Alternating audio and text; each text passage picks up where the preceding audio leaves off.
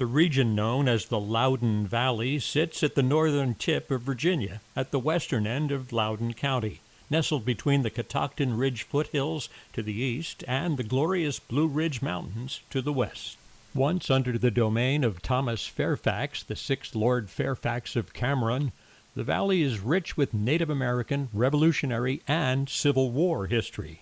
With its proximity to the Mason-Dixon line, the area knew firsthand the door-to-door tensions of neighbors differing over the question of abolition.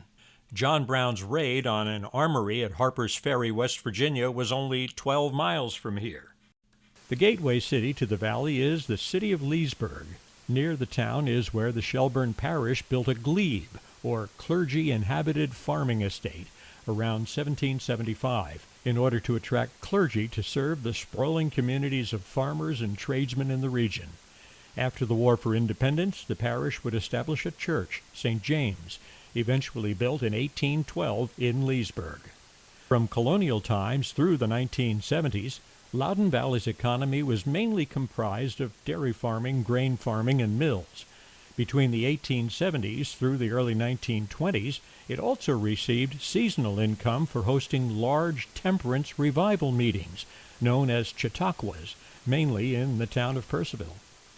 Since the 1970s, dairy production in Loudoun Valley has declined as government employees from D.C. have fled to the exurbs, requiring the conversion of farms into housing units. Also, new money investors have converted many dairy farms into equestrian-use ranches.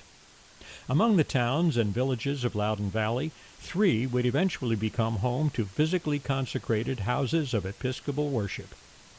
These towns would be, chronologically, Hamilton, Round Hill, and Purcellville.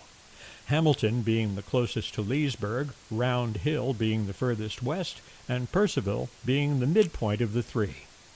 This linear midpoint would be of consequential import in the future of all 3 churches, as we shall see in later episodes.